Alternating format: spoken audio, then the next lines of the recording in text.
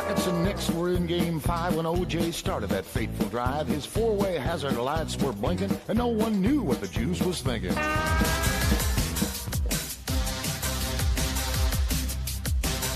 I've been to Reno, Chicago, Fargo, Minnesota, Buffalo, Toronto, Winslow, Sarasota, Wichita, Tulsa, Ottawa, Oklahoma, Tampa, Panama, Mattawa, La Paloma, Bangor, Baltimore, Salvador, Amarillo, Tocopilla, Barranquilla, and Padilla. I'm a killed. I've been everywhere, man. I've been everywhere, man. Across the desert bare, man. I breathe the mountain air, man. I've traveled, I've had my share, man.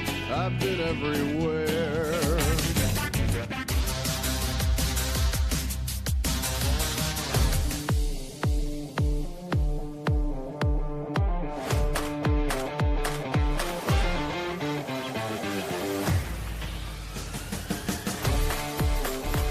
This is Oversight Live, your advocate for good governance. We're putting the site back in. Oversight. Here's the watcher on the wall, your host, Ben Carpenter.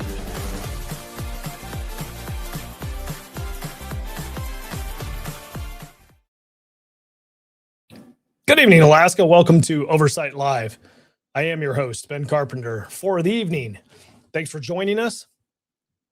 Boy, it's a historic evening if you're paying attention to what's happening down in Juneau. Oversight Live's here to be your road to Juneau because it's too expensive to get there by in your pocketbook or in your calendar, right? Takes a while. Got to take a plane or a boat.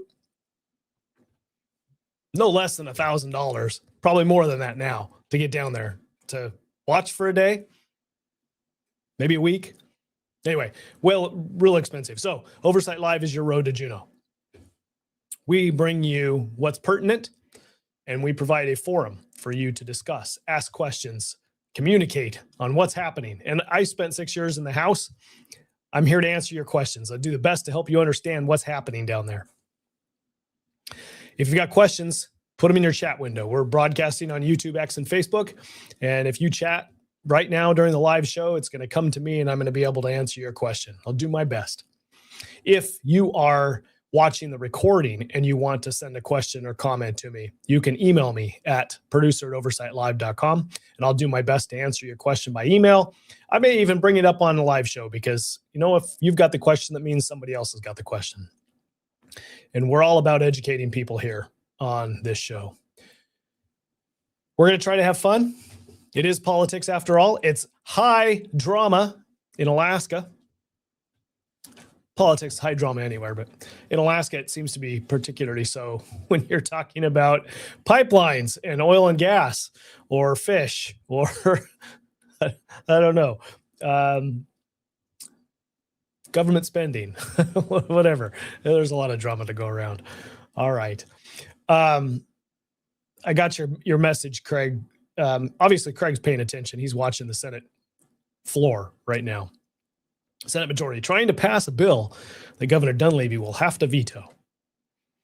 It's all a game to these people. They do not care what is best for the state.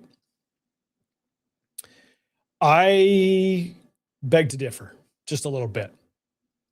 That's the perception, and I understand where you're coming from. I'll explain. Permit me to explain, please. Bear with me. All right. This is what's happening in the Senate right now. This is Senate President Gary Stevens right here in the middle upper quadrant there. He's supposed to be sitting in this chair over here up at the dais. So as the Senate President, they are not in any hurry to get back to the floor, I guess, and finish the debate. Notice the empty chairs here. Something is brewing. I think they're on Amendment 12, and there's been a couple poison pills already approved that pretty much guarantee that this bill kills the project, right? So, I have not seen that news. DeShana says that Governor Dunleavy is going to have a press conference at 8 p.m. tonight. Yeah, so he's probably watching and seeing the same thing. Again, he issued his vetoes earlier today, and maybe what we're witnessing is a bunch of tantrums, right, by people who got their bills vetoed, and now they're going to not give the governor what he wants. Maybe. I think there's another explanation here.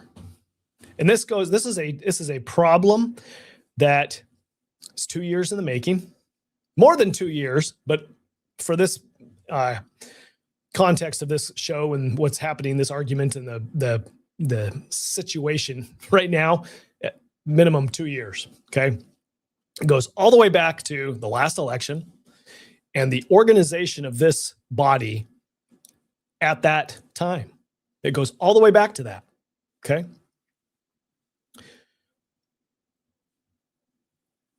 This bill is challenged to get to the floor, but it finally got to the floor. Okay. We covered last night why the majority of the majority, like the majority party, the majority number of legislators in the Senate is controlling the calendar, and they're controlling the what comes to the floor, all of that. They're controlling it, right? So there was an organization decision that was made 2 years ago after the election. And you had Senator Stevens from Kodiak, he's a Republican, and Senator Bjorkman from Kenai, he's a Republican. Senator Giesel from Anchorage, a Republican. Senator Stedman from Sitka, Republican. Senator Merrick from Eagle River, Republican. And they decided those, did you count those? 1, 2, 3, 4, 5? 5 of the 11 Republicans in the Senate decided that they wanted to work with the 9 Democrats instead. Okay, so you do the math when you're figuring out who has the majority within that caucus. There are 5 Republicans and 9 Democrats. This is simple math. You do the math. When they get into a caucus, they get into a meeting to decide what they're going to do, what's the priorities going to be. There are 9 votes from Democrats and supposedly 5 votes from Republicans. So you can figure it out what the tone of the conversation and what the direction is going within the caucus. Okay. Now, this is not even, this is giving the benefit of the doubt to the 5 individuals that call themselves Republicans, that they're not actually Democrats. They just call themselves Republicans because they don't care. Okay. Point is, you've got 14 people in that caucus who are making decisions about what comes to the floor and what the priority is for the Senate for 2 years. It was a possibility that all of the Republicans, which was 11, very slim majority, but it could have been a majority. Those 11 could have formed a majority and been in control of the Senate 2 years ago. And there would have been some Democrats that would want to come on board and participate. You know, Senator Hoffman is never not in the majority, right? So he's coming. That'd be 12. Senator Olson's coming. That'd be 13, right? So there is a possibility. It's very plausible that could work, right? It's the 5 Republicans that are on the Senate right now in the majority that decided that that's not going to be good enough for their own reasons. So the entire outcome of the 2 years priority of the Senate really rests on them. It's their decisions that have been made 2 years ago, and what's happening on the floor right now, they own. They own. All right. Now, Craig, this is why I said I disagree with you. Okay. So Craig says it's all game to these people. They don't care what is best for the state. Au contraire, they just have a different definition of what's best for the state. Okay. So let me enlighten you, because I'm betting that if you're a conservative listening to this broadcast right now, you probably haven't been where I'm about to go. I'm just going to go out on a limb and say, probably haven't. Deshana says, as I understand it, governor issues next special session notice earlier today. That is correct. Earlier this morning, he dropped the second special session, the proclamation that began the next special session. Okay, here we go. This is what I want to show you. Okay, here's what's driving the train.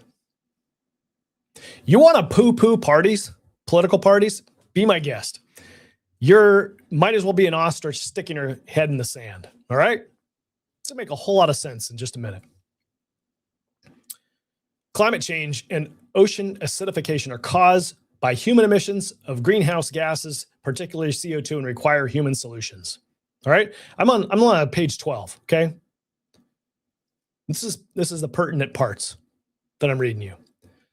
This is an emergency of the highest order that requires immediate, substantial, mitigating choices and actions by all levels of government, as well as industry, private entities, and individuals. Climate change has a significant health. I haven't told you what this is for a reason. All right, just bear with me. Climate change has a significant health impact.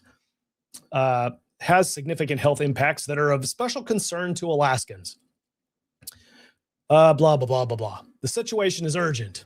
Alaska is on the front line. We support immediate and effective action at the international, national, state, and local levels to address this climate emergency. Okay? This document was approved in April of this year. So this is fresh. All right? We support the goal of keeping global average temperatures less than 2 degrees Celsius through timely reduction of greenhouse gas emissions. All right? So you with me so far? The state of Alaska must make research, mitigation, and adaptation to climate change and transitioning away from fossil fuels top priorities when allocating resources like money, like taxes, to communities, agencies, and the university. We support carbon pricing, blah, blah, blah. Carbon pricing is the best way to reduce greenhouse gas emissions because carbon pricing can touch every part of the economy, from electricity to manufacturing to transportation, because it rewards any behavior that reduces emissions. That is a complete lie. But anyway, rather than regulating exactly where and how emissions should be reduced, carbon pricing gives markets the flexibility to find the cheapest ways to lower the emissions. Okay, so stick with me. It's coming, all right? Energy policy. Alaska has the opportunity to lead in the development of environmentally responsible energy technologies, efficient use of Alaska's conventional and renewable energy resources. What does that mean? Okay. Enhanced energy efficiency and conservation. Alaskans deserve access to affordable, sustainable energy.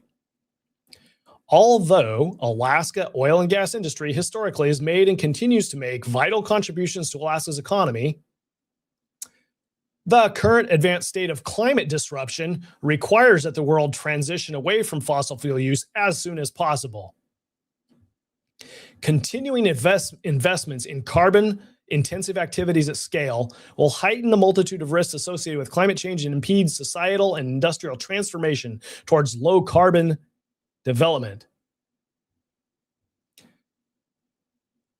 Meeting the Paris Agreement implies a rapid turn to accelerating decline of greenhouse gas emissions towards net zero. We support commitments and actions to address climate change, including rejoining the Paris Agreement, investing in clean energy infrastructure, creating jobs in the clean energy sector, regulating methane emissions, and get it? Pausing all pending exports for liquefied natural gas until updated criteria that considers the impact of climate change have been adopted. I'll say it again. Pause all pending export permits for liquefied natural gas until updated criteria that considers the impact of climate change have been adopted. Well, the Senate's not taking up permits because permits have already been authored. They're past that. That ship has sailed. But what's next? Financing. Well, if you're going to oppose permits, wouldn't you oppose the financing too? We support an orderly transition away from fossil fuels with a transition to renewable energy sources for in-state use as soon as possible. Okay, so what would be the alternative here? Renewable energy. We support a rapid transition to renewable energy sources, which are now cheaper than fossil fuels. Lie. Why else would you have to subsidize them with federal dollars? If they're cheaper, you wouldn't have to do that. Renewable energy development is needed to augment Cook Inlet gas supply and relieve rural Alaska. We call for immediate action, immediate creation of a roadmap for the development and implementation of renewable energy to move Alaska towards efficient, renewable energy-based economy. Move toward a renewable energy-based economy as rapidly and cost effectively as possible.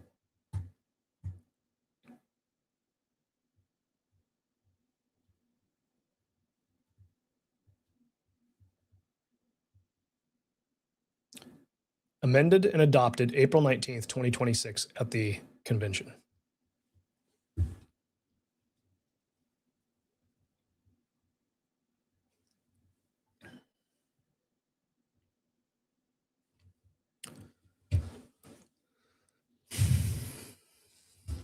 Senator Stevens, Republican. Senator Giesel, Republican. Senator Bjorkman, Republican.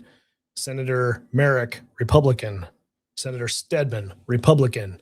Are 5 Republicans to 9 Democrats serving on the majority in the Senate.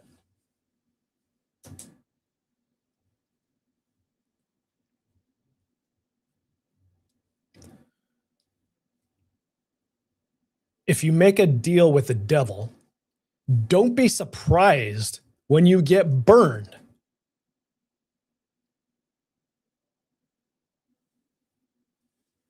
This is you don't need any more to explain what's happening.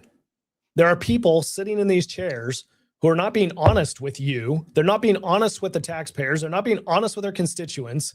Well, at least on the floor here.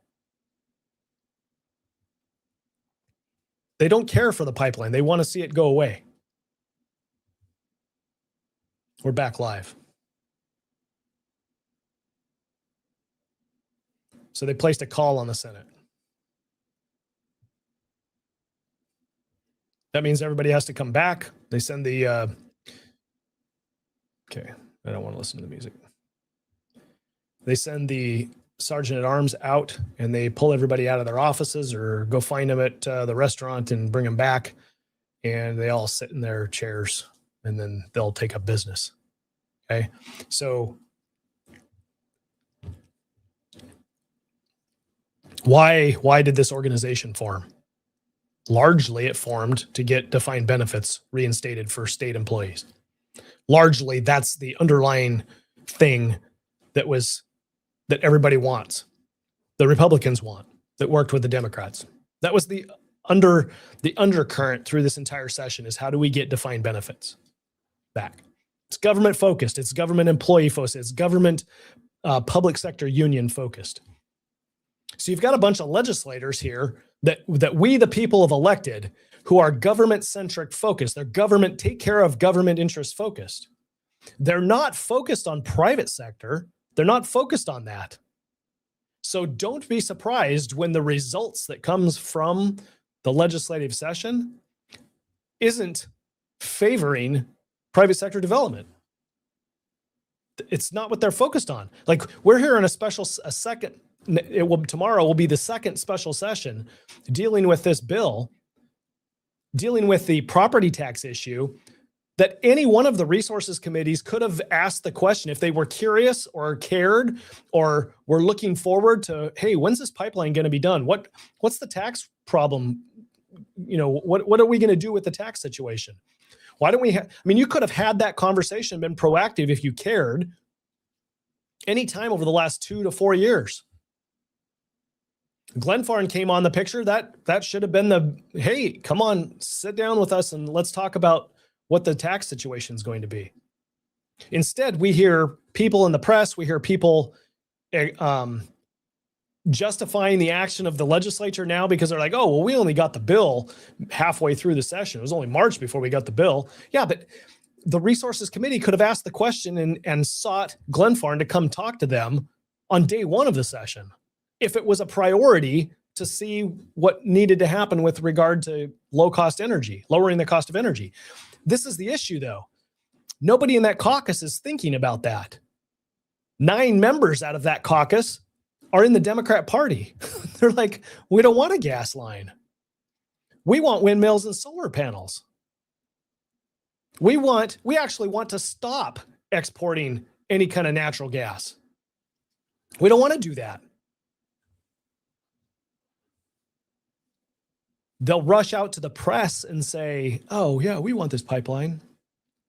Well, they don't. Their actions tonight are telling you they don't. It's like the old adage of your actions speak so loud, the words I cannot hear.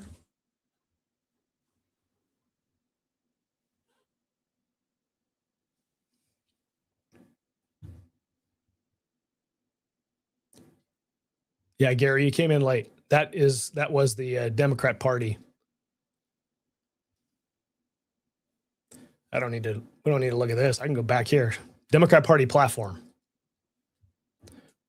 You can even go to the their, this a couple of years ago, they sent a resolution to then President Biden asking for him to end oil and gas development in Alaska. And this is not something that's brand new to the party. This is something that's been part of their drive for years.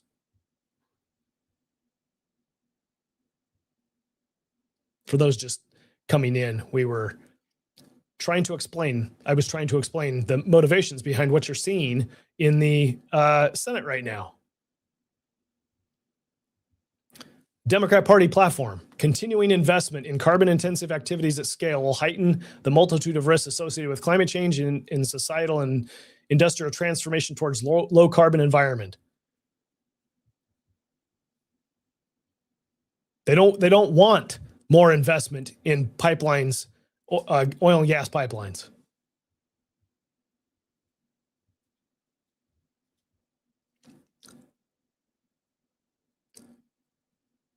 Climate disruption requires that the world transition away from fossil fuel as soon as possible.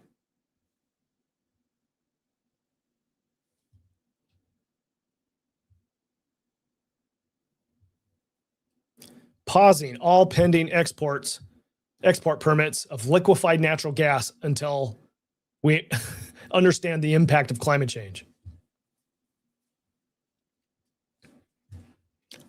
You don't need any other justification here for the action that you're seeing in the Senate. You don't need it. It's partisan politics. You got Republicans that got schnookered. Either that or they're part of the team.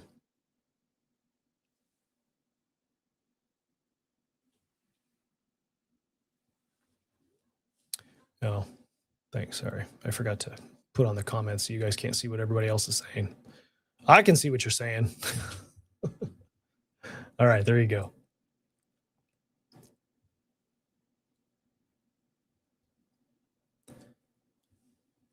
Yeah, Deshana. She says, wow, as April. Yeah, that's this year. That's their convention this year in preparation for elections, right? It's this year.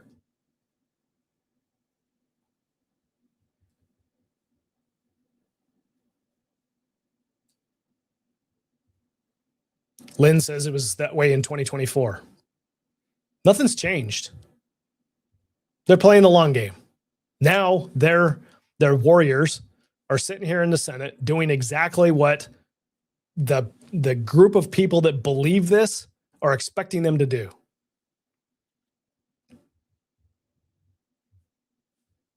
Their party, their political party, the group of people that believes a similar thing and is working, doing things, taking action to achieve the political ideals that they have. Meanwhile, you've got half the Republicans who've joined them and left the other half in the minority. And those complete Republicans, they can't even describe what it is they want to work towards.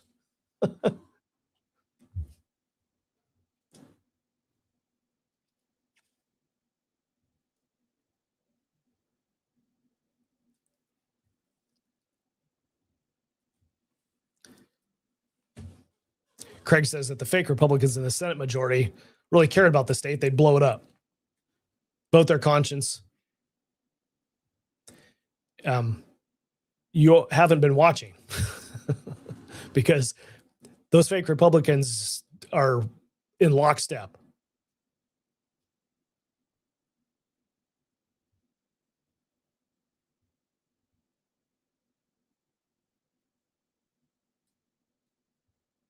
Yeah. The Beltway is watching. They're watching what's happening in the Juneau bubble. And that Beltway is going to put a smackdown.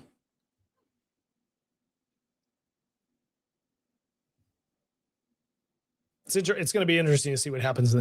This, to me, what is happening today is telegraphing that the caucus has lost any ability to work with the governor, that the caucus itself, the majority, does not have the votes to work with the project. It's done. You don't have a path forward in the Senate to get a project-friendly bill out. And a second special session is not going to do any good.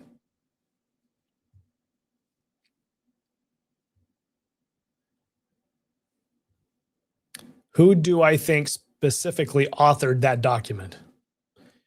Well, I can check with the, and just look and see here if it says. This platform is the product of efforts by Alaskans from many different Alaskan communities who brought with them a diversity of lived experience in their attempt to communicate the values and priorities of Alaska Democratic Party. This platform was offered for a vote at the state convention April 18th, 2026. Democrats believe that cooperation is better than conflict, unity is better than division, empowerment is better than resentment, and bridges are better than walls. And they're getting what they want. That's who wrote it.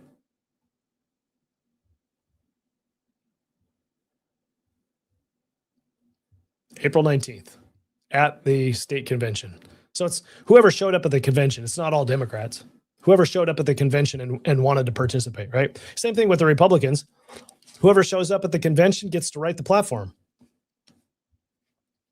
Doesn't mean necessarily that all Democrats believe everything that's in the platform, just like it doesn't mean that Republicans believe everything that's in the Republican platform. But it does help explain why Democrats in the Senate would be opposed to a pipeline. Does it not? Like, take them at their word. Take them at their word. Why would you not?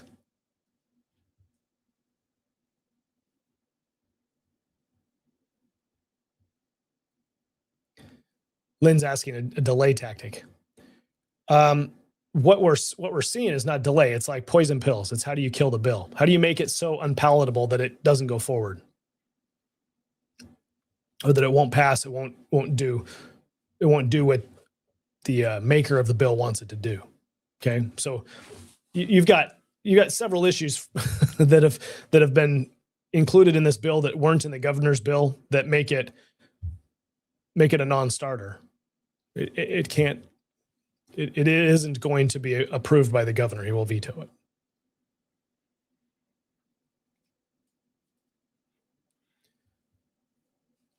Somebody was paying attention. Thanks to Shana. So based on what you said about change in the Beacon narrative last night, juxtapose that for me with the Dem Party piece you just showed us.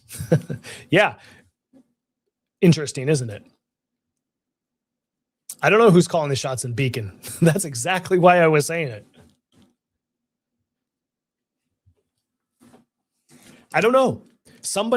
Apparently somebody reasonable or somebody at least somewhat friendly to the pipeline project got a hold of the Beacon folks and wrote an article that was, as much as a left-leaning organization could be supportive of the pipeline. I mean, am I wrong? You guys read the articles too. Obviously, the Beacon's not speaking, or the Democratic Party is not speaking with the Beacon, right? They're not the same organization. I like to think that the Democrat Party platform is your more hardcore modern Democrat. And there's probably other Democrats that are like, you know what, we do recognize we do need natural gas. We do need low cost energy.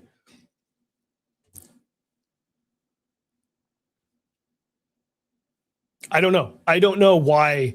And the Beacon article to me says there's hope that cooler heads could prevail. But I don't know who's calling the shots at Beacon. That was the whole point of bringing this up. Is you've got this perception that for a while Beacon is anti-pipeline.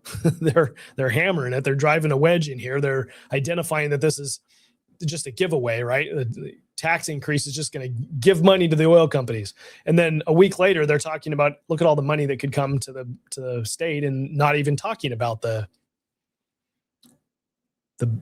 result of a tax change, right? So I don't know who's calling the shots at Beacon, who's funding it. It would be interesting to know that. It might explain and answer that question to Shayna, because I can't. I don't know.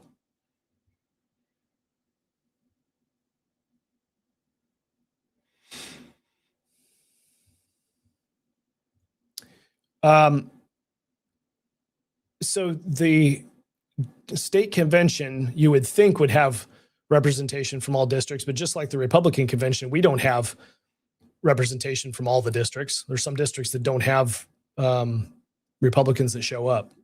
So, but you're right. It is voted on as a group, hon. It's whoever shows up at the convention gets to write the platform.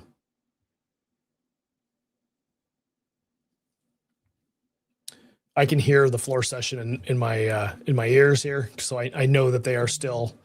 Now look, they're passing out the amendments. It looks like looks like it's a single page. No, it's double page. No, it's a big amendment.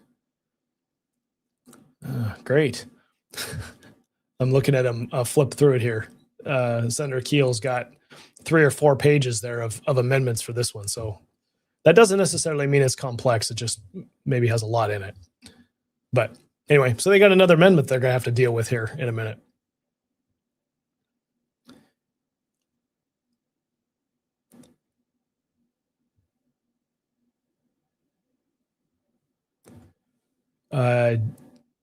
Did the Republican Party come up with a statement of purpose? Yeah, they've got theirs too.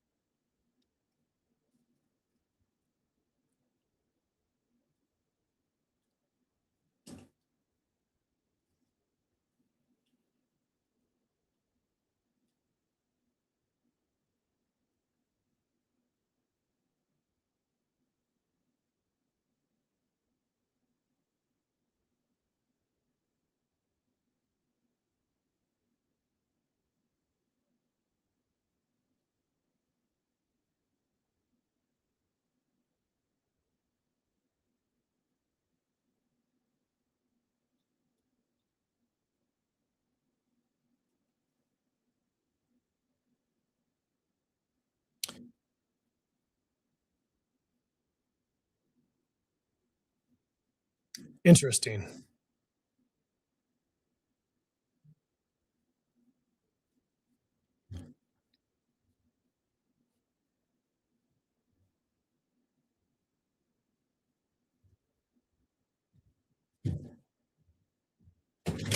Maybe interesting, but we can't hear it. You fixed it?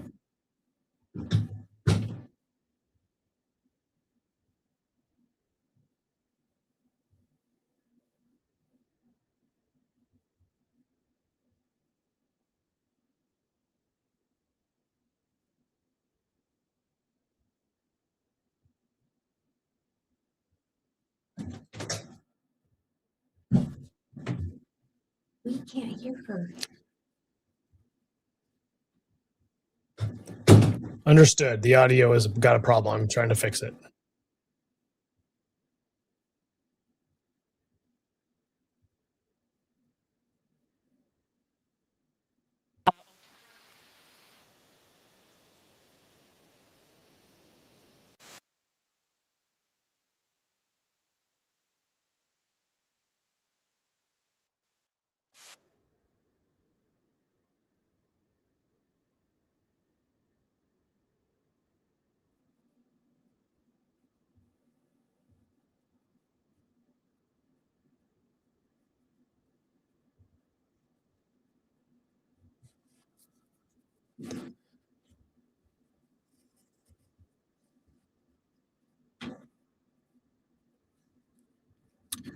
Yep, I understand, folks. Okay. Give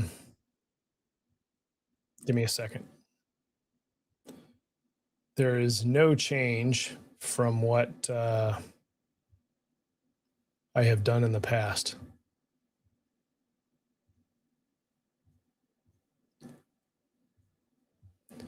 So we're going to close the window and reopen Gavel.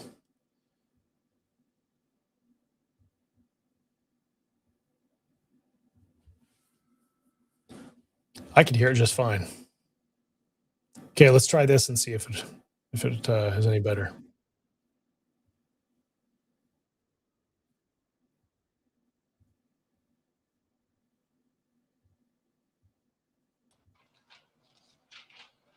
Okay, folks. Tell me if you can hear that. We have no further amendments, so we'll go on to Madam Majority Leader. Mr. President, I move and ask unanimous consent that the bill be considered engrossed, advanced to third reading, and placed on final passage. Thank you. Without objection, so ordered. Madam Secretary. Senate CS for House Bill number 381, Finance Amended Senate, an act relating to the taxation of certain natural gas project property and related facilities, relating to local contributions for public school funding, relating to municipal property taxes, relating to the Alaska Gas Line Development Corporation and funds of the Alaska Gas Line Development Corporation, relating to reporting requirements for natural gas pipeline projects, creating the Alaska Affordable Heating Fuel Fund, relating to approval of contracts by the Regulatory Commission of Alaska, and inflation adjustment of the maximum price of natural gas, establishing an income tax on certain entities producing or transporting oil or gas in the state, relating to an alternative volumetric tax on natural gas throughput, relating to a municipal impact grant program and fund, relating to agreements and a payment related to a natural gas project, and providing for an effective date before the Senate in third reading on final passage. Thank you. Is there discussion at this time? Brief at ease. So that's the bill. The bill is now in third reading, so they're done with amendments. They'll go through their supportive speeches or whatever they want to do. At the risk of screwing things up, I'm going to turn this this volume down.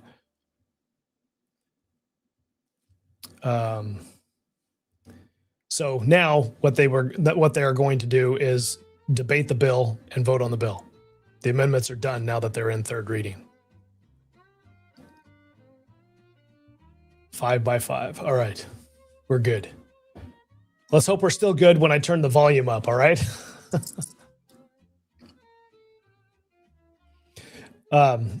Anyway, so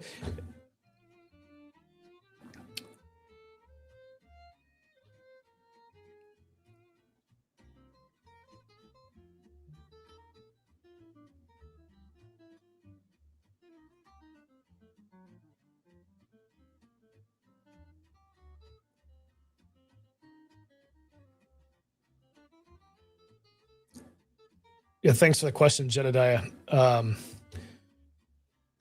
Maybe maybe, so the question is the best hope the federal government will make it happen? That may be the only thing that can make it happen. That may be the only alternative that we have.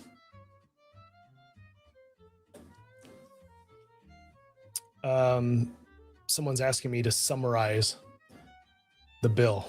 So I don't have a quick way to be, I don't have a quick way to pull up a summary of the bill that includes the amendments that they just adopted. So I know that they added the what's called the Hillcorp loophole tax. So that corporate income tax for specifically targeting Hillcorp has been added to it.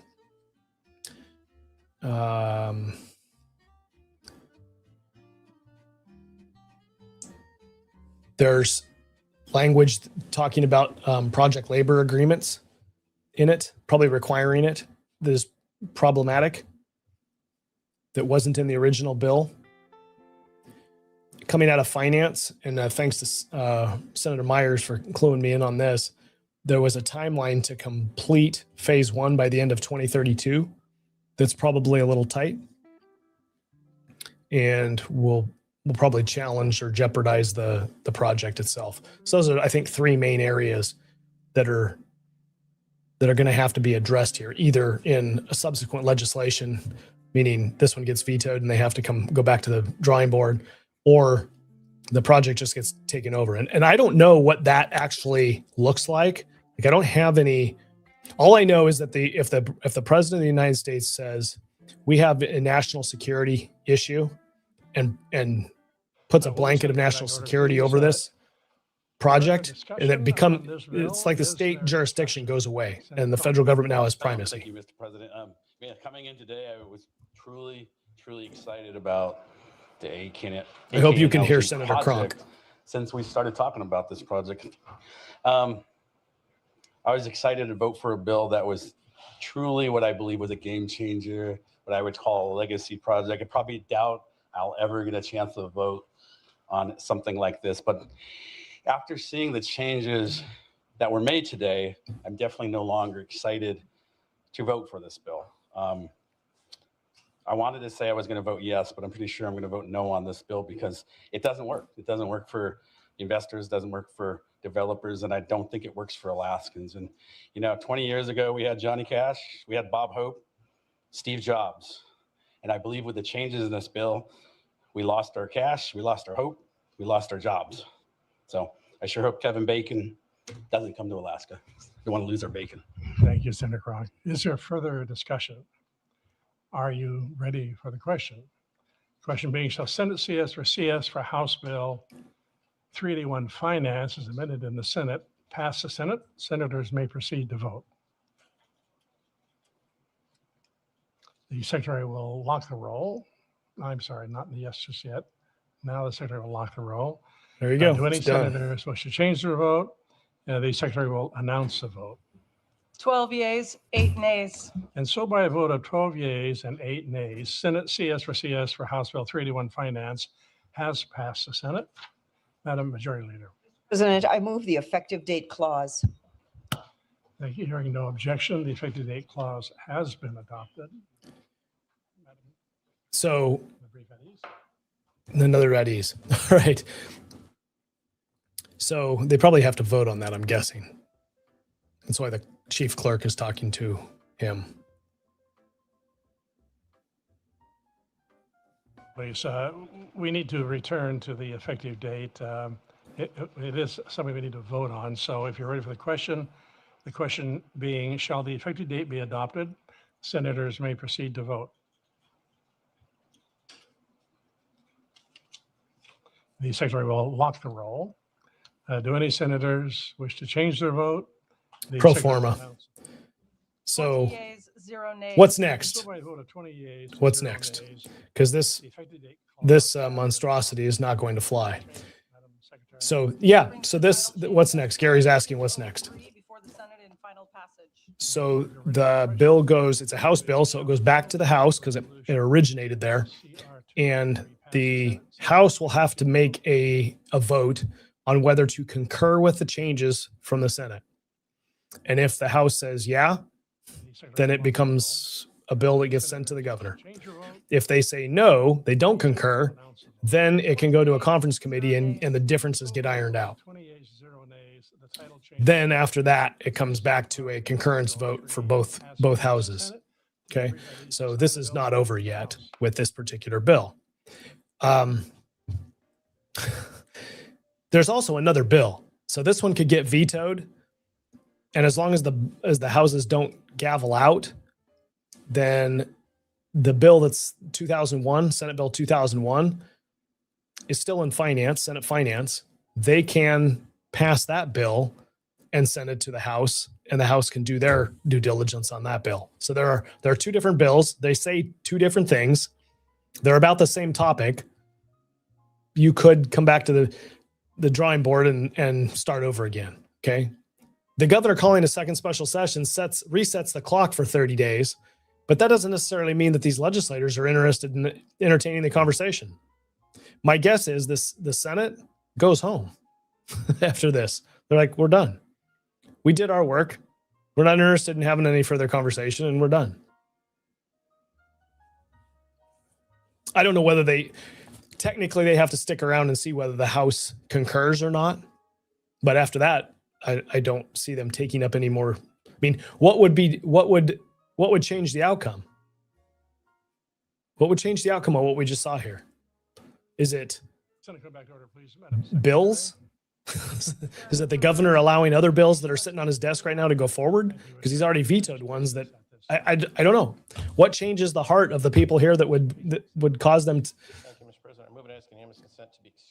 more participation by the public? Without objection, so ordered. Additional unfinished business. I'd like to be optimistic, but I just so it's so much of a long shot to have the outcome, tonight's outcome, be any different in a subsequent attempt. To be excused from the call to Senate from tomorrow plain time morning until Sunday plain time morning. Without objection, so ordered. Question is, would I be willing to do a live broadcast and weigh in on the governor's press conference coming up? Yeah, I can do that because there's nothing special coming up here. So let me see if I can find it. Anybody, can you tell me where it's being broadcast at? Is it Facebook Live? Just pull it up real quick and see.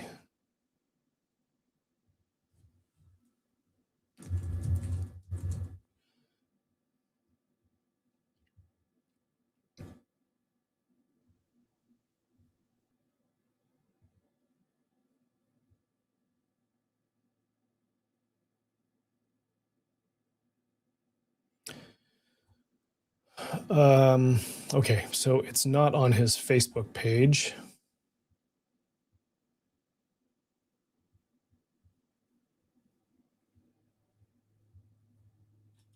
Okay, I'm looking. Yes, Deshana, there were a couple of votes, a couple bills that were overridden. Right off the top of my head, I can't tell you which ones they were. It's hard for me to do two things at once. Three things, darn near impossible. All right. I'm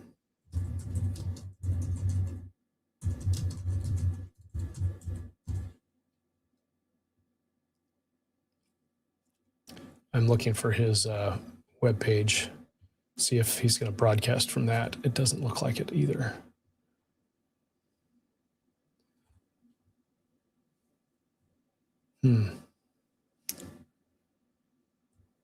On his YouTube. Thank you. That's a good idea. No, I didn't think of that.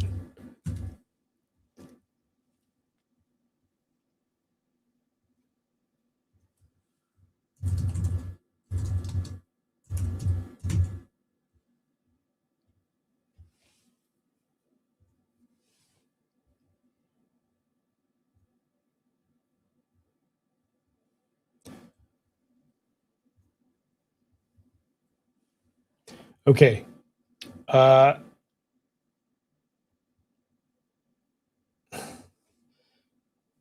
All right. I am subscribed to Governor Dunleavy's YouTube channel. I do not see anything live set up. And you said earlier it was going to be 8 o'clock, right?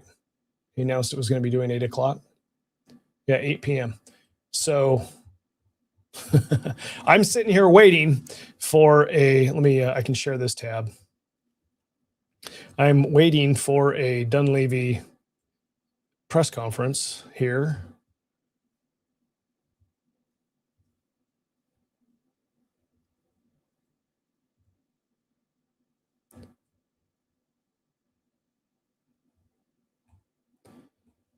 It's probably not a wise thing to come out at 8 p.m. and do this. I don't know. Maybe you're going to see some frustration, I think, but it probably would be better to reflect and respond in the morning. But well, folks, we're going to stay tuned here. It appears, yeah, Lynn, I don't think he's on yet. having things just happen, I imagine he's trying to collect his thoughts and get all the technology pieces working. I had nothing better to do, huh? Sun's still shining. Peonies still need attention. Greenhouse needs attention. I can sit here all day. That's a little bit of sarcasm. Refresh your page. He's live. Refresh my page because he's live. I'm on Facebook. Interesting. I am on his page and it's not showing up. So let me figure this out. Somebody drop a link in the chat here, and that will help.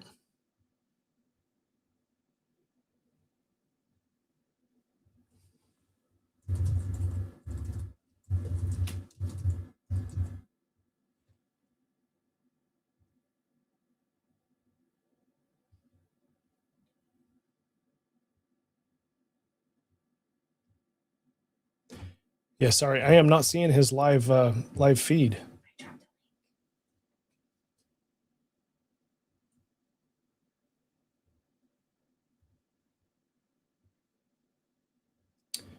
Okay.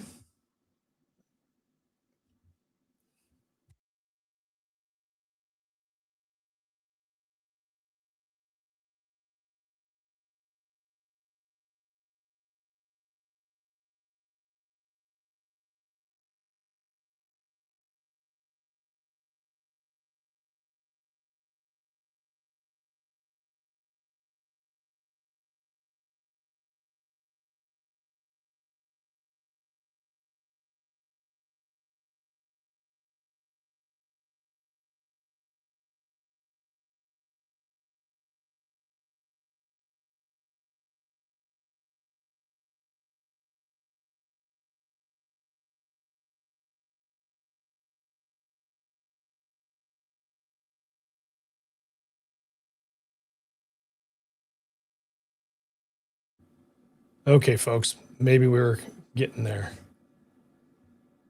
So that's Facebook Live, not... Yeah, I can't find it on YouTube. Okay, so let me go to Facebook, because that's where I expected it to be.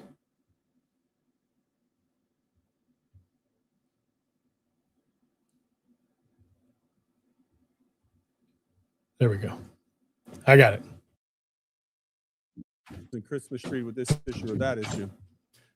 Not a perfect bill, but there's no perfect bill here I've seen, and I've been a senator and a governor, but this was a bill that would have really worked that the House did. And I want to thank the House. And not only do I want to thank the House, I want to thank both parties in the House. That bill, I believe only 4 folks voted against it. It was beyond the supermajority. And they put the needs of Alaskans first and politics last. And that was obvious in the bipartisan nature of that vote. And that was obvious in the numbers of people that voted. I don't think anyone can argue that. And I think it needs to be recognized. They need to be recognized for that. They wanted to get the work done. They wanted to get out of here, go back to their legislative districts, campaign, yes, but also touch base with their constituents. And I thought they did great work, and I thought they put the people first. So there's a bill now going to come over to the House from the Senate, and there's issues with this bill. I think the people in the Senate realizes that there's issues in this bill that they're going to send over to the House. And one of the biggest issues is it's after 8 o'clock. This is a massive bill it's a massive project with massive ramifications. And you all know how politics go. You know, there'll be some moments where people will say, oh, we can't do this because it's so big. Yet we have a flurry of amendments on the floor that people want to act on and vote on and try and understand in just a couple minutes. And that just simply doesn't work. And so I'm not 100% sure what the House is going to do. We have House members here. I'll invite some of them up here in just a moment. But I got to tell you, I think the people of Alaska should be very proud of the House, should be very proud of the bipartisan nature of the work they did in the House. If you see House members in your district, you should thank them. They put hope and possibility above politics, way above politics. They see the need for gas. We all see the need for gas. We're running out of gas. I mean, we've been warned for years, a couple decades, we're running out of gas. We had a cold winter in Fairbanks, record cold, number of days below zero. Coldest January in record in Anchorage. I don't know what else one needs for people to say we should get something going. Now, I've been talking with industry experts, some of the big oil and gas companies. You know, what do you think of this this process? What do you think of this company, Glen Farm? What do you think of our tax situation? And these are outfits that do business all over the world. And they say, you know, Alaska has so much going for it if we could just get our act together. And we just seem to struggle in getting our act together. You know, Ted Stevens once said, and I'm going to probably mess up the quote, but to hell with politics, do what's right for Alaska. The House did it. I believe there are members of the Senate that tried. And so we have a special session scheduled. We're going to start that special session tomorrow. We'll introduce a bill very close to what the bills were that came out of the that the Senate put together, minus a lot of these amendments that went in there that make this really a difficult bill for anyone to understand within a couple hours. You know, and I'm sure people are going to say, well, then maybe you know, if you gave the House if you didn't have a press conference, maybe the House would. It's going to take people a while to unravel this stuff. If not, they're just going to guess at their vote. Okay. I think there's some good people in the Senate that want to get something done. But I also think if you ask them, did this bill and the amendment process get a little out of hand? I bet you they would say it did. I bet you they would say it did. You know, a bill is, here's a couple things that are wrong with the bill. We don't know exactly what the S-Corp language in this bill does. We don't know. It's got to be unraveled, and we got to take a look at that. But everything has ramifications, and if you don't really put it together the right way, you could end up, for the lack of a better expression, screwing things up, to be honest with you. So, and then the bill, the Glen Farm was working with labor to negotiate an MOA, and the bill ends up going into law and negotiating labor in the bill. And so I don't think that's something that is going to work. And then there's a number of restrictions and triggers added to the bill. The whole idea is Alaska is a tough place to do business. It's a high, nobody here can deny it's high cost. Everything costs more in Alaska because you got to ship everything up here. It all costs more. So here you have a very challenged project economically because of the cost, because of our location, our distance, and so forth. And the House, I think, again, I got to commend the House, both parties, everybody over there. Misreading the situation. It wasn't a perfect bill that came out, but it was a bill that was going to work. This bill right now is not going to work. We need time to really understand it. And like I said before, there's good people in the Senate, and there are people in the Senate that want to get this right and want to do this right. And I am sure that there are people in the Senate that voted to send this bill to the House because it was the best. They figured it was the best they could get at this point. I get that. But, you know, I've heard throughout the last couple of months, we're rushing this thing. It's too big. Let's slow it down. From many of the same people that just in the Senate were introducing amendment after amendment after amendment that nobody ever saw. So that kind of doesn't make much sense. So long story short is we are this close. We are this close. We are this close to getting this right. We're this close to a massive project. We are this close to getting Alaskans gas. We are this close to just getting this project going. And I would say it would be a travesty if tomorrow one body or the other gavels out, because they're basically telling Alaskans we're done with this. We're done with trying. We want to get on with our summer. We want to go on our trips. I'm going to suggest that we do something a little different in this special session. I'm going to suggest that leadership get together, because the bill, the concepts, the ideas, I think are there.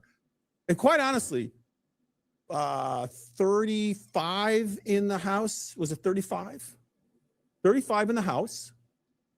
A number in the Senate. So the vast majority of legislators want to get stuff done. Want to get something done for the people of Alaska. Not just something, but something good. We can do it tomorrow.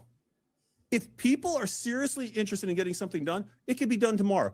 Leadership gets together. They put together an ad hoc committee. They work through a couple of the issues, and then they agree to put it on the floor for a vote. I think you get a bill before noon if that were to happen. But what I'm afraid of is you're going to hear from some saying, oh, this is going to take so much time. We have to understand what the bill is. We're going to have to understand what the potential amendments are. They just went through a flurry of amendments that no one ever saw before. Nobody ever saw them. And so I don't think it's a bill that works, to be honest with you. I'm the first one that wants us all to go back to our districts, you guys. I'm the first one that wants people to be able to go campaign, go on their summer trips, all that stuff. But how do you say that to the people of Alaska when we have this massive project that's on the cusp staring at us? We just had a record cold winter. We're running out of gas. Our bases are running out of gas. The world is in chaos. They want our gas, and we can't get something to work. You know, you as reporters are going to, do your own analysis of what you saw happen here in the Senate this afternoon. But a lot of Alaskans that watch this are probably scratching their heads as to what's really going on. And, there's politics at play, whatever we do down here. It's just the nature of the game. So I think you get some very good people in the Senate that want to get a good bill done. You get very good people in the House that got a good bill done. Let's bring it together over the next day or two and get beyond the politics. Get beyond the politics.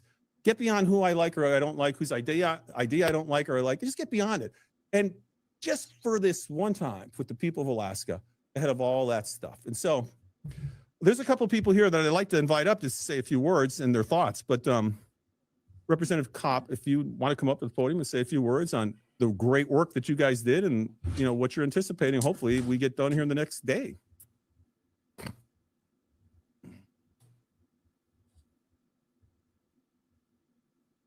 Thank you, Governor. I want to thank my colleagues in the House and the Senate for their hard work on the AKLNG enabling legislation. And while it's a little discouraging to be at this point, I'm certainly remaining very hopeful that we will get this work done for the people of Alaska. They're counting on us.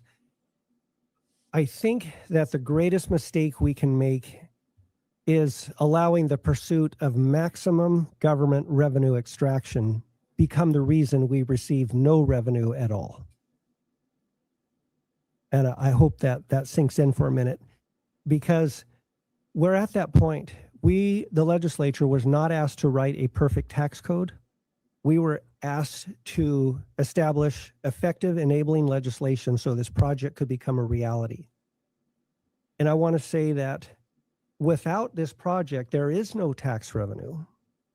There are no jobs without this project, and there's no energy security and no new gas supply without this project.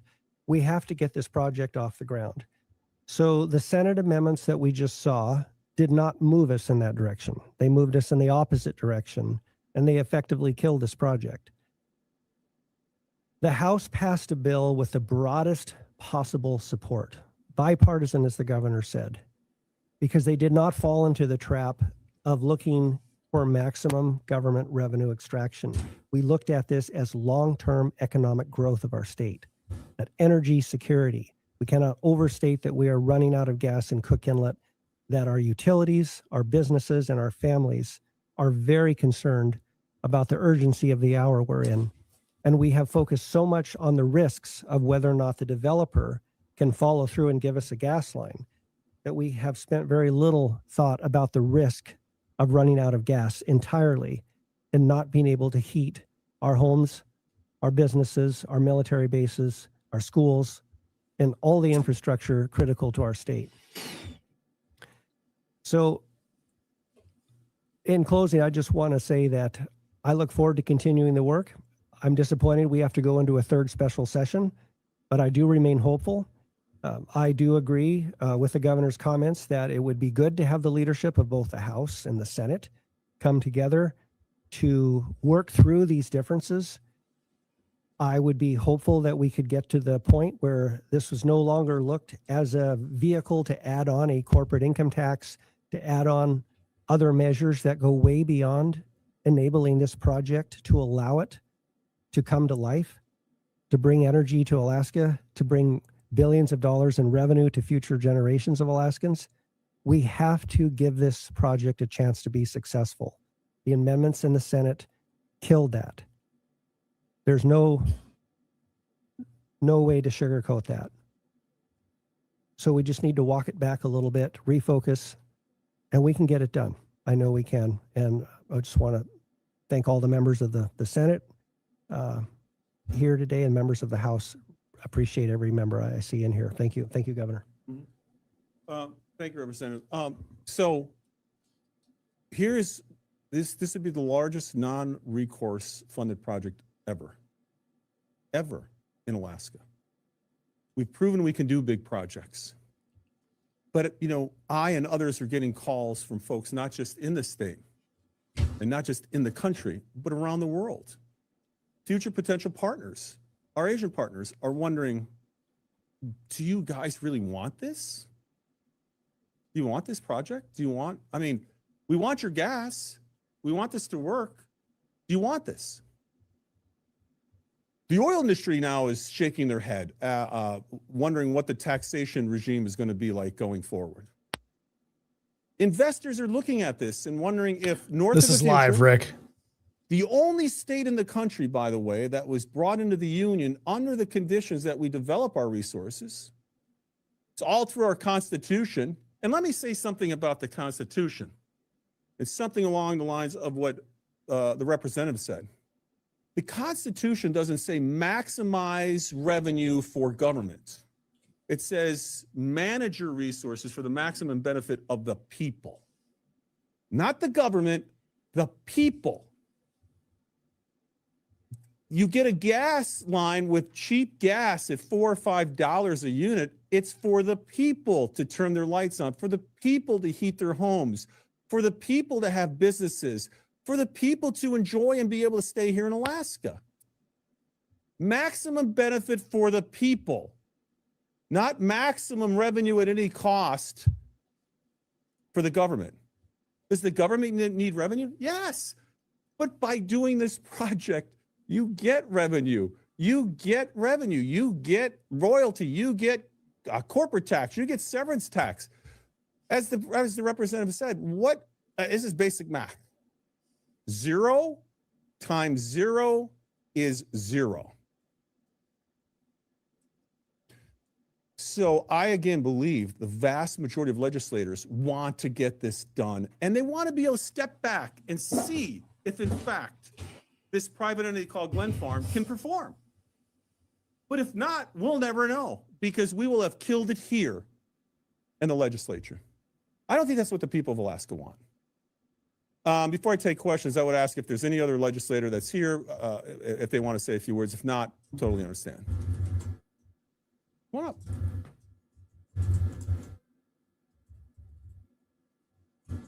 Thank you, Governor. I won't take a real long time, but I wanted to just also say how much effort and energy that the governor has put into this, how much he's worked with every member in both houses, that he's made a staff available, and how much work has been done there. It's been really good over the last few weeks, but I also know that the governor is talking to people that I don't have a chance to talk to. I know that the world is watching us right now. This isn't just about this project today. It's how we deal with all projects. We're showcasing how does Alaska deal with this incredible resource storehouse that we have, and how we get other people to come and help us bring that to market. And we're not really doing a great job tonight. I would like to see that be a little different, but the world is watching us. This is a huge project. It's good for Alaska.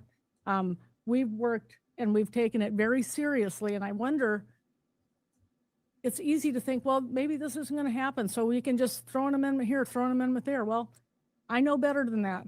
You got to take it seriously, and you got to maybe make it look a little different tomorrow. And maybe we can have a chance to do it, because now is the time. We know if we look at the world stage, we can see that all the stars seem to be aligned to work out what's best for Alaska. The governor is here, the House has done our part, and we need to get this legislation passed. I really want to see that happening tomorrow. Today, maybe not so good, but there can be better things tomorrow. But again, the world's watching, and now's the right time. I just wanted to reiterate that. Thank you, Governor. Okay, any questions? In the room with Eric Stone with Alaska Public Media. Hey, Governor. So you just spent 30 days in a special session. I can barely hear the question, so. March 20th, the legislators considered this particular bill. You first put this concept in December. This has been a long process. And what gives you any confidence that calling another special session will convince the Senate to pass a bill that is acceptable? So it's Eric Stone. He's asking the governor what gives him confidence that a second special session is going to get a different result. You know, it's, I mean, let me, hopefully I can explain myself. I can't believe you're asking the question. And what I mean by that is not you. We shouldn't even be here asking that question. Well, if not, then you throw in the towel. And then we go to plan B, right? For energy. What's plan B? What's plan B? What plan B is? Plan B is imports. You've got 200 trillion cubic feet of gas. The largest resource state in the country by far. And you're going to import gas because, finish the sentence, we're going to import gas because, and we need to fill that demand because, and because this project could help with that, and we wouldn't have to import gas. We could be self-sufficient for 60, 70 years. We don't know what the world's going to be like 5 years from now. And it's a chaotic world. So we import gas. We import gas to our bases. I mean, think about what Russia thinks, China thinks. Hey, this is something. The most forward-leaning base in America, protruding into the Arctic and the Pacific, with 200 trillion cubic feet of gas. They import gas from Canada to fuel their bases. I don't know, maybe it's just me. Seems a little different, a little strange. How do you ensure that the second largest discontiguous piece of land, part of a country in the world next to Greenland, way up in the way up in the north, is able to take care of itself in case there are supply chain disruptions on energy, in case there's a conflict, in case something else happens? How do we take care of ourselves? And we have the ability to get ourselves energy. The project is fiscally challenged. Everyone admits that. But that's not what's standing in the way. What's standing in the way is politics. pure, unmitigated, simple politics. I've heard some people say that this project will never work. Some people that were putting amendments in today. Why would you put amendments in on something if you don't think it's going to work? It's just a whole strange discussion going on. You got to have hope, and you got to be able to use and exercise all the tools the Constitution gives you to bring people to the table to come up with a solution. I mean, I find it very difficult that people will leave here when we're this close and say, I got a trip, I got to go. I'm tired. We're going to be browning out in a few years. And will people look back on this moment and say, what a wasted opportunity? I think they would. Okay, let's go to Corinne Smith with the Alaska Beacon. Thanks, Governor. I want to touch on something that was alluded to, but I don't think was stated explicitly. I'm curious, was the S-corp provision the deal killer? We don't, yeah. Here's the deal. We don't know how, we're examining it now, how it was written in this bill. We're not 100% sure it's how it's written because devils are in the details and all of this parts of the bill, including the S-corp. We don't know what's in there and how it affects Glenfarne, how it affects other entities in the basin, how it affects them in the short term to long term. We don't know. We have to look at the bill, and it's 8:30. May I follow up briefly? What do you suspect might be in there that would be? Don't know. Okay. Look at one thing I learned being down here in Juneau, and that's, I get criticized by some when I look at bills and I decide to let them become law, sign them into law, or veto them. On the surface, a lot of times a bill looks great. Sometimes when you dig below it, you find out it wasn't constructed the right way, or the ramification or implication is something different than you thought. That needs, that S-corp concept is a big enough concept to stand on its own and have its own bill and its own scrutiny, but it was jammed in to this bill. And I understand why. You've got a situation in the Senate where it's split. You've got different parties, different caucuses, different personalities. I get it. Some want the S-corp.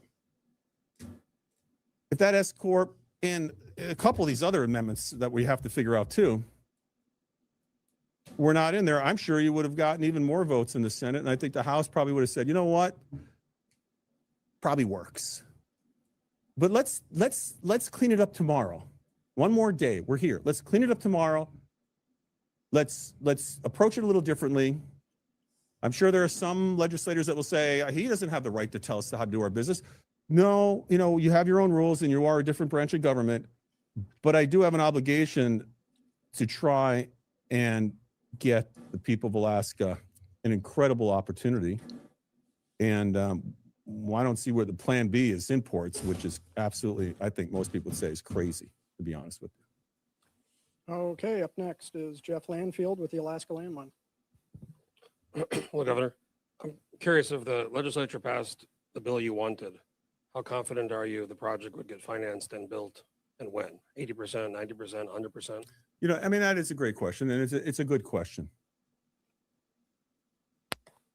A lot more confident than I am today. From what I've heard, I was on the phone again this afternoon with a massive energy company, international, everyone knows who it is, not to be named, talking with some ex-officials about this project, Jeff. Asked them the same question. And they said to me, from where this last attempt at a project ended in 2015 to today, they are incredibly impressed at where the state has gone in permitting to 2020 permits, right-of-ways, back support from the federal government, the work that Glenfarne has done. So that tells me that we've moved along pretty well down the road.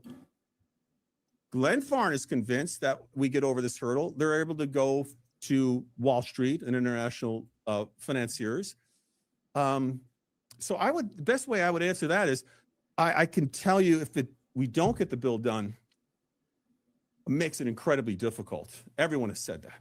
I'm not a gas expert. I talk to those that are experts in this field, off the record, on the record, people I know, people I've met through the last few years, and they will say it is an incredibly high property tax for a project of this magnitude, this size and scale. So my answer to that question would be, I have more doubts that we get a project without changing the tax. And having a clean bill. That's the problem. Optimism. You want a project and you can't commit to Just as important, I guess. being convinced that it's actually going to move forward.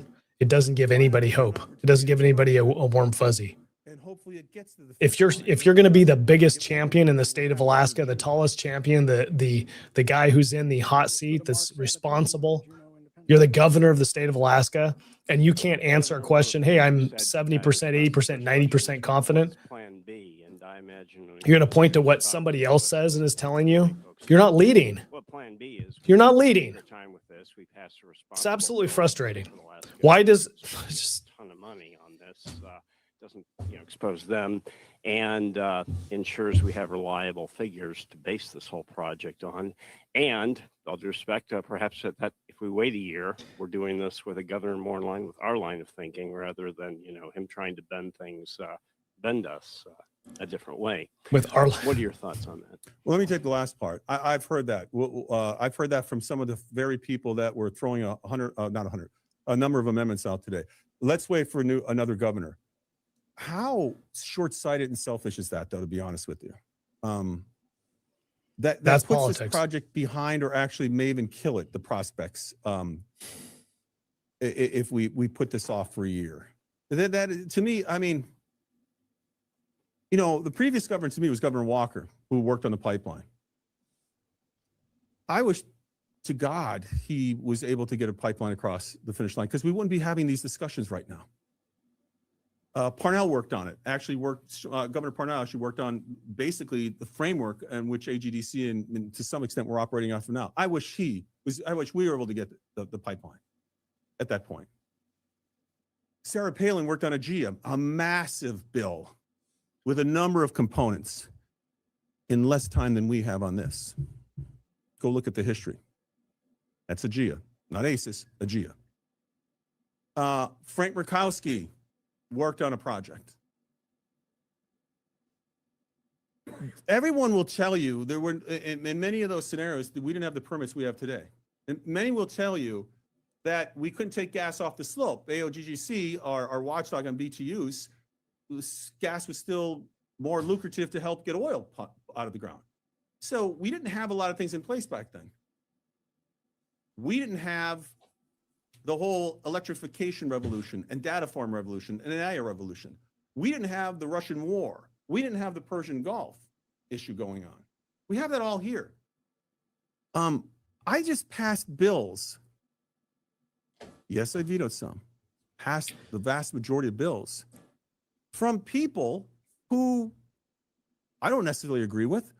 But if you ask my staff, the first thing I say to them is the policy good for Alaska? I don't care who the author is. Is the policy good for Alaska? Or is it at least a neutral bill that doesn't hurt Alaska? So that's the answer to that question. Mark, give me the first part of your question real quick.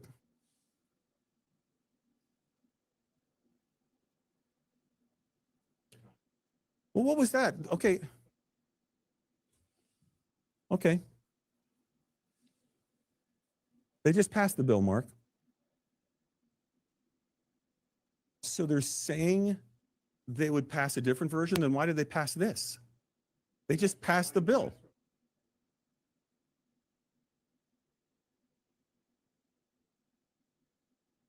Then what was this plan that we just saw? What plan was that? Was that an irresponsible?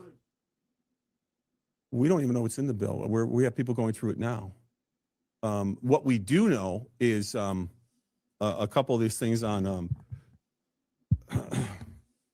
the labor issue, the overly prescriptive inflation language. Those things make the opportunity less so for investors for Alaska. So what I am saying is just put the politics aside. Just put it aside.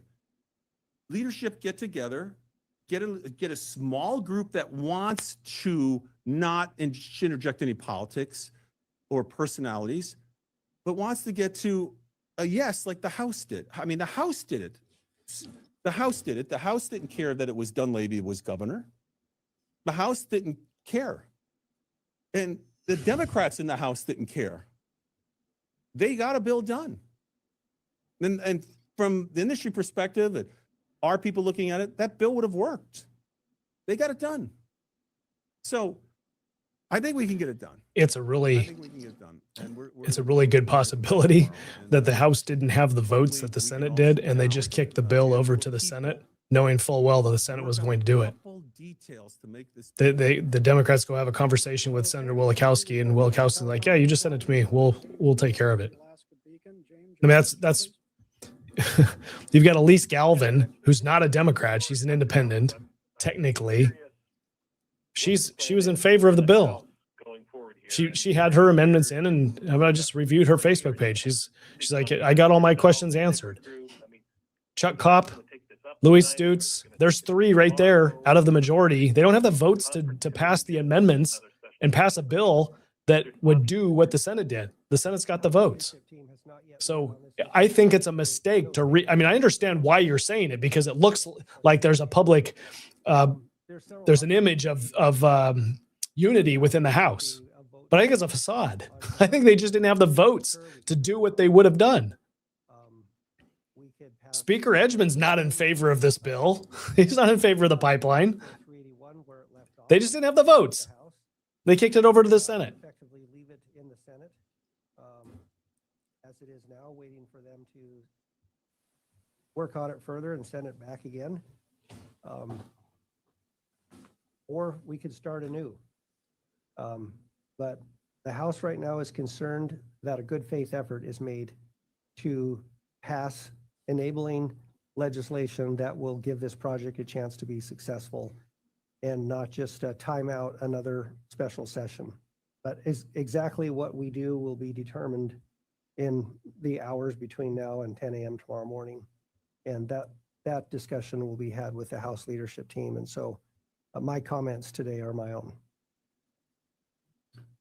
Because he can't speak for the caucus. And now let's go to Will Courtney with Alaska's News Source. Will?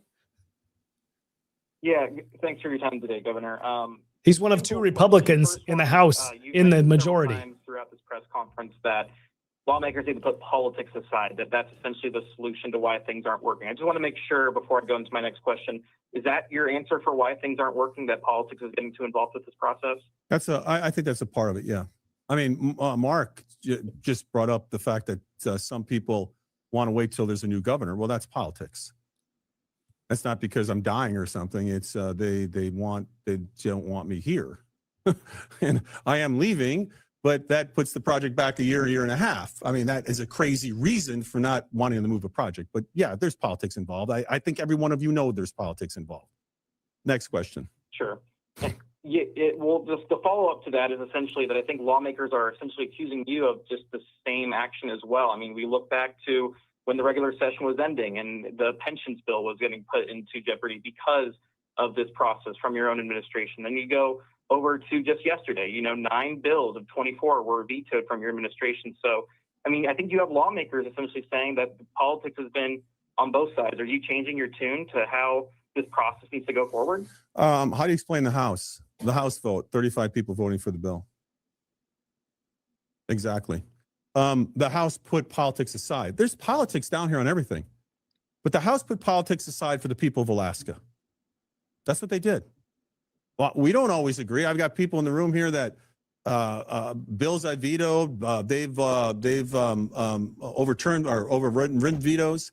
The whole veto thing is kind of fascinating. I wish people would do some history on Jay Hammond. Jay Hammond dwarfed me in vetoes. Tony Knowles dwarfed me in vetoes. Now, is this a veto competition? No. But the framers put into the Constitution the ability for the governor to take a look at a bill and decide if the bill is good for Alaska. Okay? And so that's what we're doing. Look at the bills that were passed. You will see names on those bills of people that are probably accusing me of politics, who are involved doing their own politics. A lot of their bills were let into law or will be signed into law. So there's always an excuse, I guess, for some people to not perform on behalf of the people of Alaska. House did it. A House got it done. It wasn't a squeaker either. It wasn't 2119. It's 35, 34, 35. 34, and I think there was one absent. 34. Republicans and Democrats put the people ahead of politics. So that would be my answer to you. Well, what do we got? Okay, last question from Alex DeMarban at the Anchorage Daily News. Alex, your question, please. Okay, thanks, Governor. Yeah, how can you expect senators to pass a favorable bill for the project with a multi-billion-dollar tax break when they have very little information about the project, and including the cost, which is the same as it was 10 years ago? Doesn't even seem realistic. No, the cost they've updated. They've updated the cost, Alex. The cost has been updated. They've updated the cost. Yeah, they've updated. Yeah, well, it's still the same as it was before, though. No, 10 years ago, I mean. Alex, right now I've got even legislators shaking their heads. No, they've updated the cost in the committee meetings. It was 45 to 55 billion 10 years ago when I was writing about it. But next question. But the point is, they have very little information. Is there any way you can address that to help get some lawmakers to support this, to get some senators to support this? We want it. We want them to have all the information they can get, they can have. There are some things under NDAs and privacy that is understood industry-wide and by legal experts as well. And so, yeah, I mean, we want them to have as much information as possible, but that information that's protected by law, I think, is in some degree, to some extent, is an industry standard. Next question. So it sounds like there'll just be an impasse. Well, I hope not. I hope not. I hope there's not an impasse, but if I hope there's not. Man, send somebody with some brains. Tomorrow's a new day. I hope there's not an impasse. Okay. Anyway, again, not sure what the House is going to do, but there's some serious questions about the amendments that were put in this bill, and we're prepared to start anew tomorrow morning. So just want to thank everybody. And Governor, is this the last special session you plan to call? This special session I was in was the last one I'd hoped to call. This one coming up, I hope, is the last one to call. It's not that I like special sessions. Like the rest of us want to get on with doing other things. What a question. The people of Alaska come first. So, okay. That person's lacking maturity. Okay, thanks. All right. Gosh, that was painful. Okay. All right, we're not live anymore from Juneau.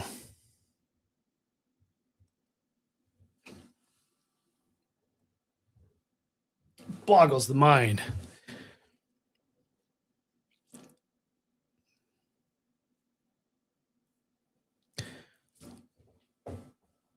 You want to know my thoughts? Here's the way I look at it.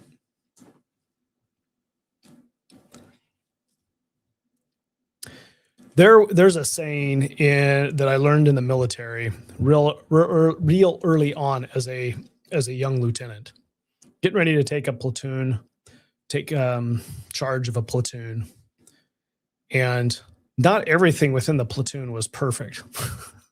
Like within the first week or two, I don't remember exactly, but it was right after I took charge of this platoon.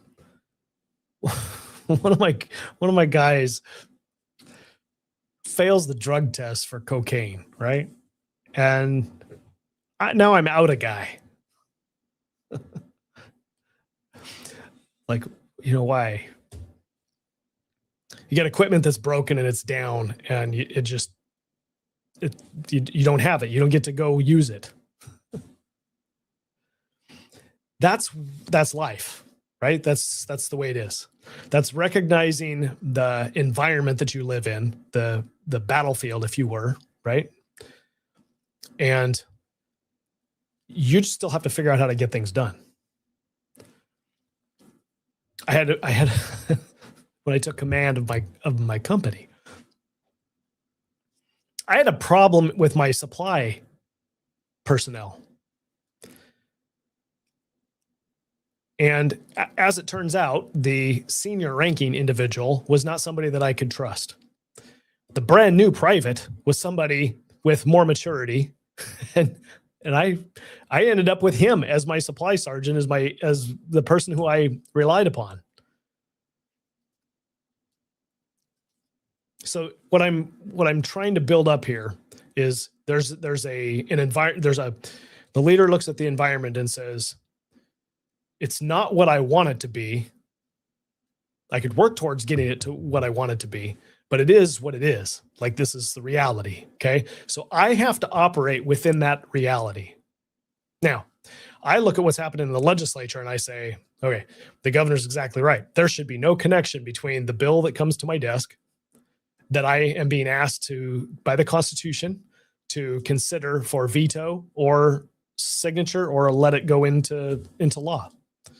There should be no connection to that bill and a totally unrelated bill over here that I would like to see the legislature pass, but they won't pass it unless I do something over here. Completely, is like not good governance. Those two should be completely separate issues. Okay. But that's not reality. Morally speaking, ethically speaking, the people who are passing bills over here in the legislature and the governor over here, they should be looking at the Constitution and the way the system, the process is set up, and they shouldn't be trying to twist each other's arms. Okay? They shouldn't be trying to leverage each other. They shouldn't try to bully, right? They shouldn't. They shouldn't act like junior high people, but they do. They do. And there's not a damn thing you can do about it. You voters, you elected all of these people. Yeah, they're not behaving the way that you would want them to behave. But just about every single one of them were reelected.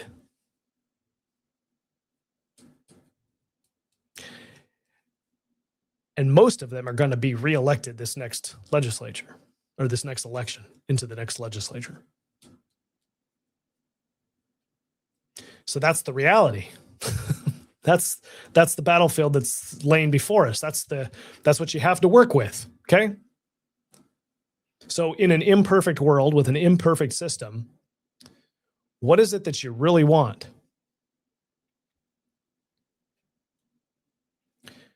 What is it that you really want? If the pipeline is what you really want,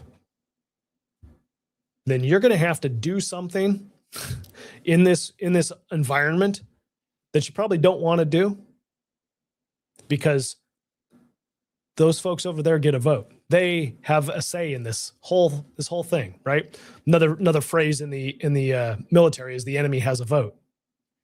The enemy, the opposition, they have a vote. They get to behave. They're humans. They have a brain.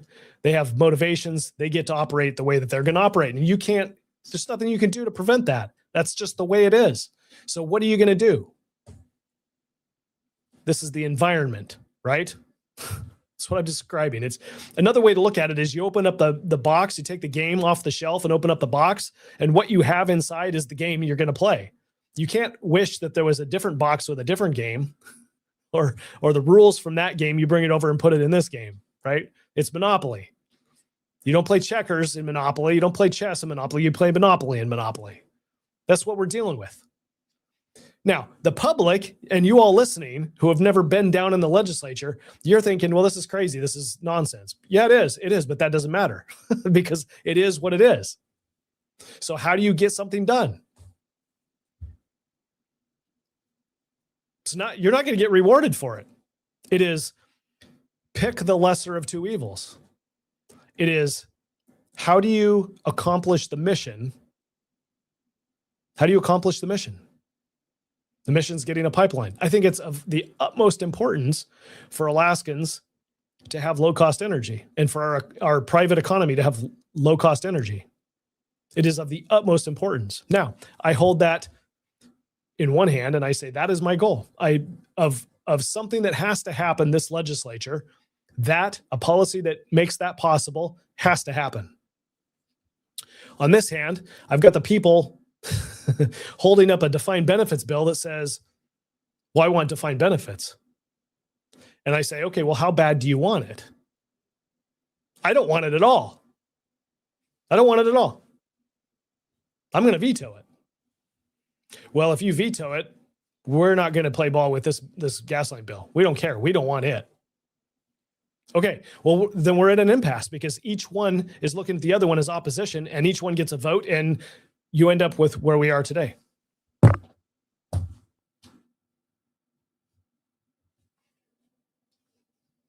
Because see it happening. I mean, I told you, and I spoke about this on the radio, I've been public about this, that there was going to be a trade for a defined benefits bill and a pipeline bill. Well, okay, there wasn't. Great. We don't have a defined benefits bill. We also don't have a pipeline bill that will move the pipeline forward.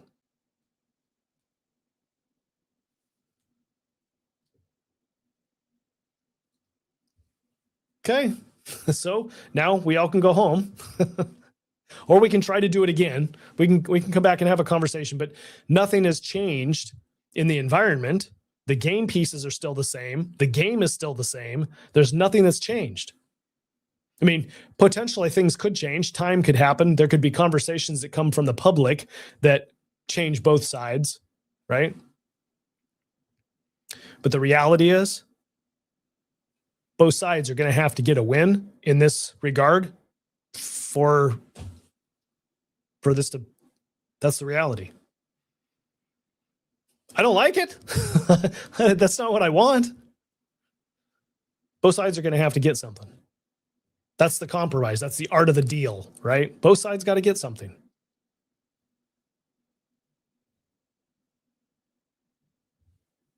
I don't know what is a defined benefits bill? Is it, I don't know what it is. What would they settle for? Is it the Hillcorp tax? Is that it? If you come into work tomorrow and say, okay, we want this clean bill and we'll agree to the Hillcorp tax, you got 5 minutes. I'm walking out of the room. Are you going to take it? Done. Okay. We got a Hillcorp tax and we got a bill. Is it defined benefits? I'll put the defined benefits bill back on the call.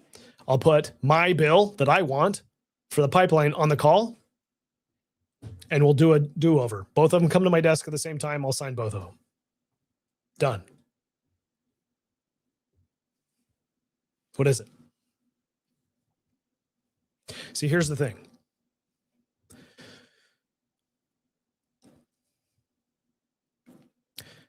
I got to be able to take people into a situation where I know that some of them may not come out of it alive. And I'm responsible. I'm in charge. What I tell them to do is going to have real world consequences. The mission is for me to get this objective.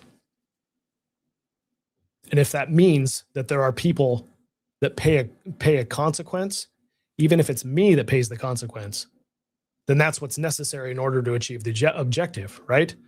I'm not saying this because I'm talking apples and oranges here, right? What I'm trying to draw a leadership distinction.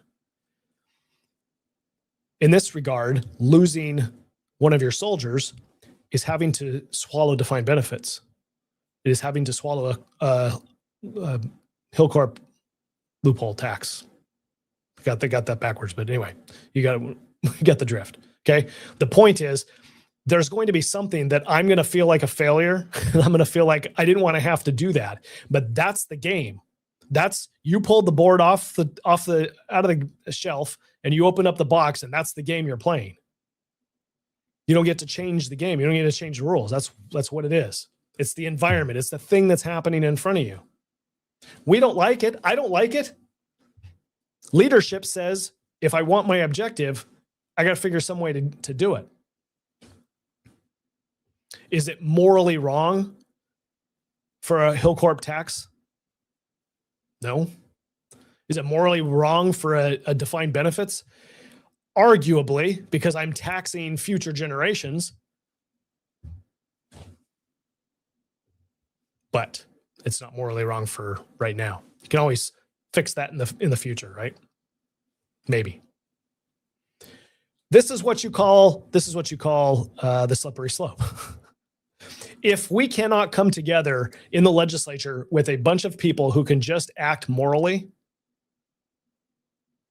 if you're going to be operating in an environment where people are twisting arms and manipulating and acting immature, if that's the environment that we operate in, the best that you can do sometimes is ugly.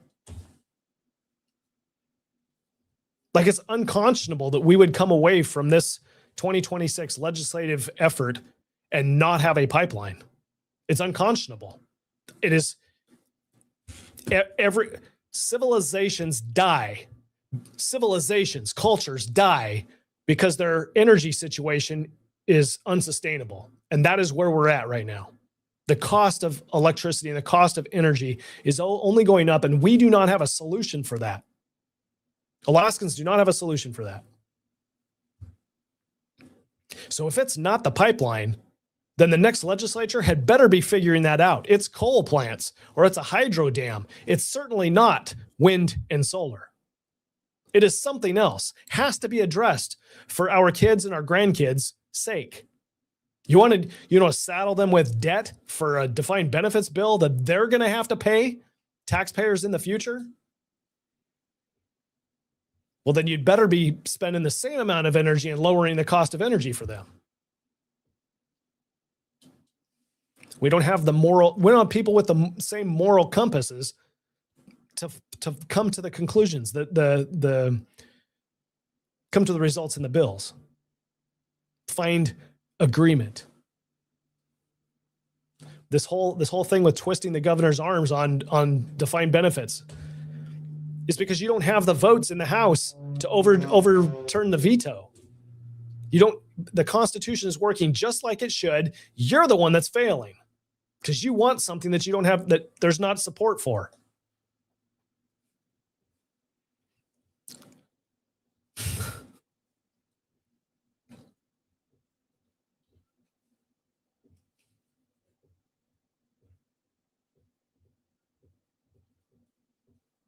There's nobody in that room that can say, I want higher cost energy. There's nobody in that room that can go back to their constituents and say, you know what, I did the right thing. We don't need this project. What we need is higher cost energy. Nobody's getting reelected on that message, right? There's nobody. Nobody's going to go back and say that. Everybody in the building agrees that we should be working towards lower cost energy. They just disagree on which particular direction it is, right?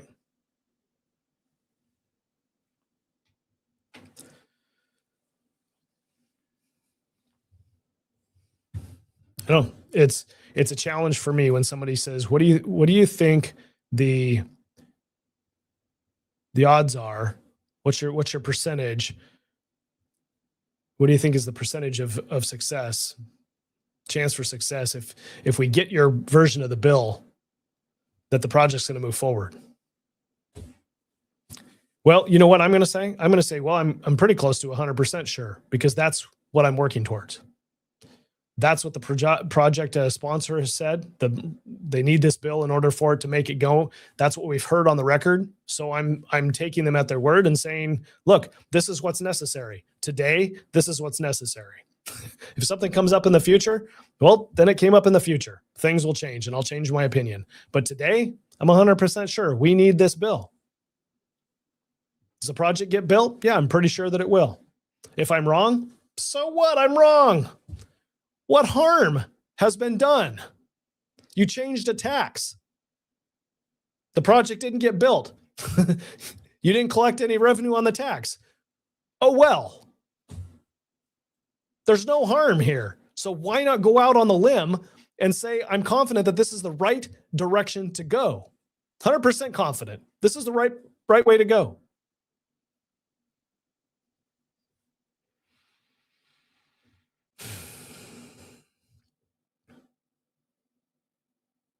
Anyway.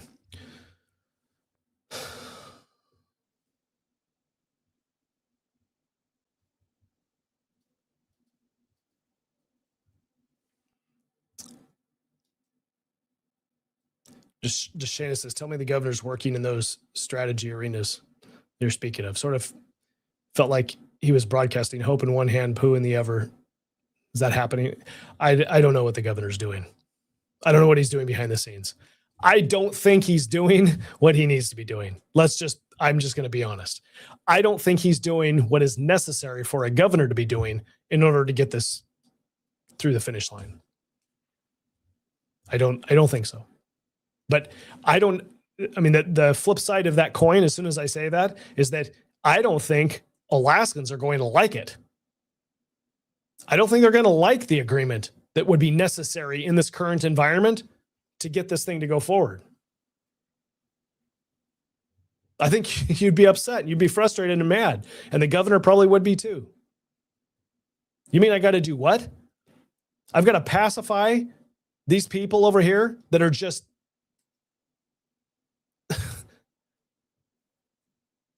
crazy.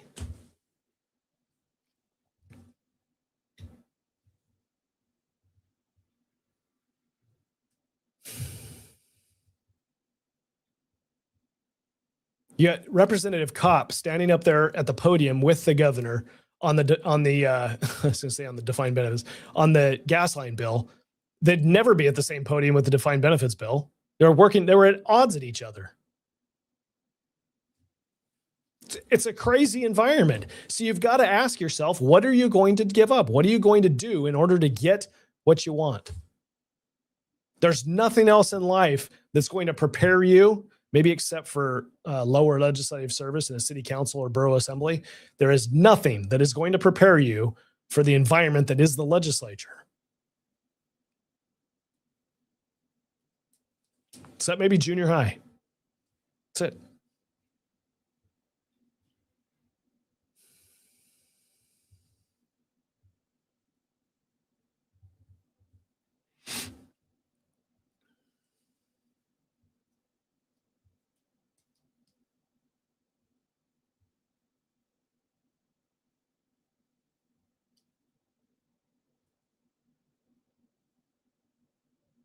Looking through your comments here as we're wrapping up the show. I agree with you. Chris says that the state cannot afford this defined benefits bill. It would put the state in the red and not enough funds to pay for it without taxes. Yep. And if I lost half my company, but achieved the objective, was the objective worth it?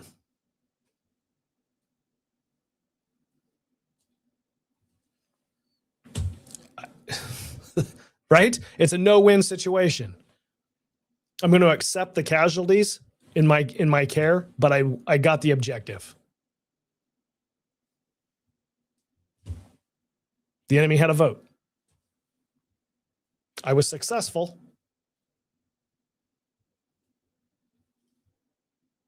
How bad do you want it? That boils down. How bad do you want the pipeline? Because the other people, we just read a whole political party of them don't want the pipeline. And they're beating your butt right now. They're beating you. They know what their objective is. They're beating you.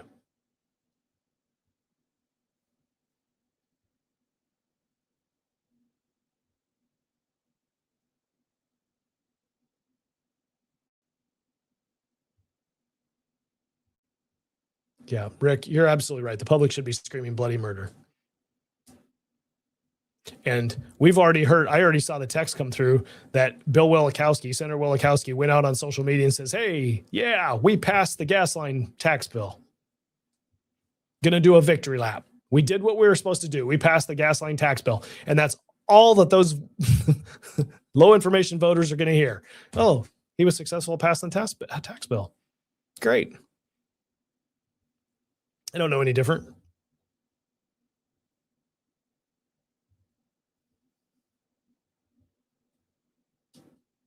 Anyway.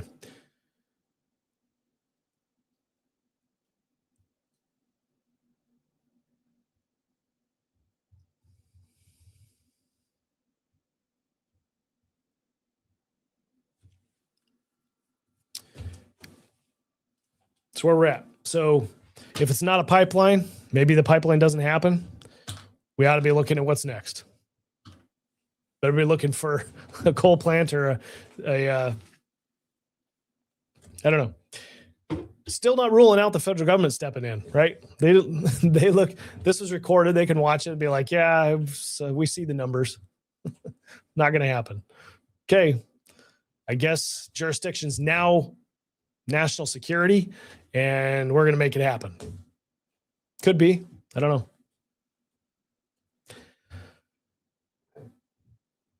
So there is a day one of a special session tomorrow. I have a lot going on the farm. I will tune in and catch up. And if there's something that you need to know about, I'll jump on tomorrow. But if it's not pertinent, it can wait till Monday. All right. Friday night, have a good night. Thanks for participating. It was fun to to do this with you tonight. We'll all be able to say, hey, remember when?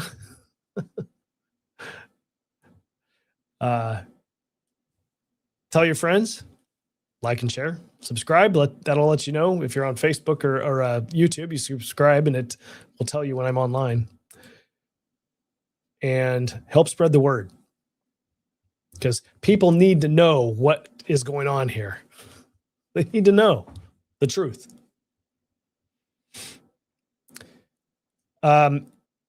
Yeah. So Chris asked the question, will it be at 7:00 tomorrow? Yes, I will keep the 7:00 timeline because everybody's expecting it at 7. So we'll do our best to pass a note or something just because it's day one of the session. So anyway, I will do my best tomorrow.